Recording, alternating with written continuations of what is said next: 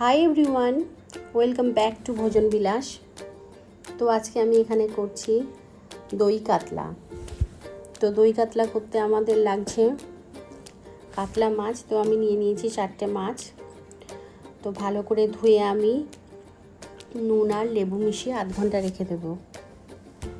তো তারপর কড়াই গরম করে কড়াতে রিফাইন তেল দিয়ে মাছগুলো ভালো করে ভেজে নেব। খুব কড়া করে ভাজবো না। তো ভাজা হয়ে যাবার পরে মাছগুলো আমরা তুলে নেব।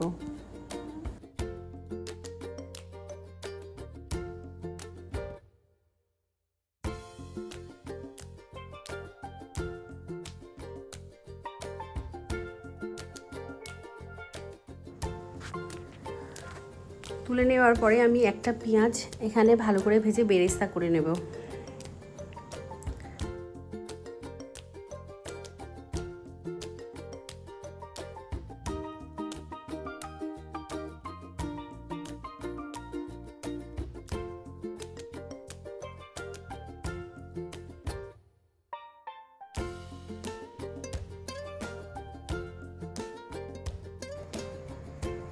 অল্প একটু ভেজে নেওয়ার পর এটা মিক্সিতে পেস্ট করব।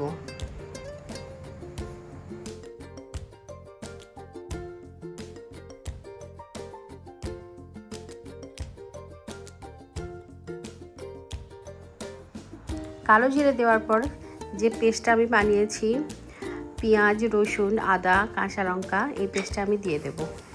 দিয়ে দেওয়ার পরে দিয়ে দেবো আমি পরিমাণ মতো লবণ দিয়ে ভালো করে একটু নাড়াচাড়া করব।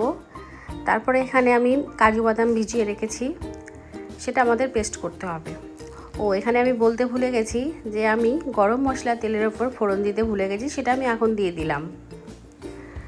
তো তারপর এখানে আমি কাজু বাদাম পেস্টের সাথে 2 চামচ টক দই দেবো, দিয়ে ভালো করে পেস্ট করে নেব। এরপরে এই কড়াতে মশলা পেস্টের মধ্যে একটু দিয়ে দেবো হালকা খুব কম কাশ্মীরি মির্চ, যাতে খুব লাল না হয়ে যায়। এরপরে দই আর কাজু বাদামের পেস্টটা আমি ঢেলে দেব, দিয়ে ভালো করে একটু কষবো।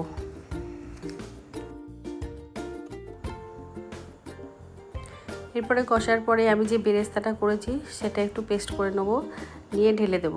ঢেলে দিয়ে সব একটু নিয়ে আবার ভালো করে নাড়াচাড়া করব। নাড়াচাড়া করে আবার 1 কাপ জল দিয়ে দেব। জল দিয়ে মাছগুলো দিয়ে দেব। এবার একটু ফোটার পরে এখানে দিয়ে দেব একটু স্বাদ মতো চিনি,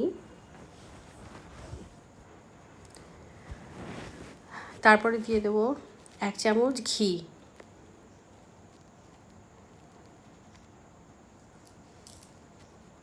ঘি দেওয়ার পরে দিয়ে দেবো একটু কসুরি মেথি। এবার একটু 2 মিনিট ফুটতে দেবো। দিয়ে দেওয়ার পরে আমাদের কমপ্লিট হয়ে যাবে দই কাতলা। তো আজকে এই পর্যন্ত।